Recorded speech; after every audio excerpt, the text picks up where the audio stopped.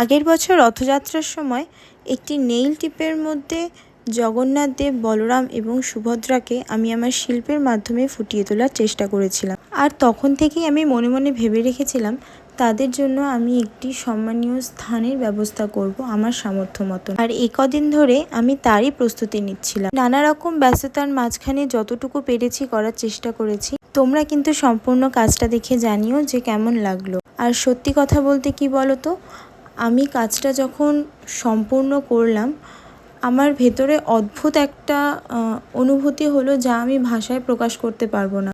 আর আমি এটা বিশ্বাস করি স্বয়ং জগন্নাথ দেব আমার সাথে না থাকলে আমি হয়তো কাজটা এরকমভাবে করতে পারতাম না।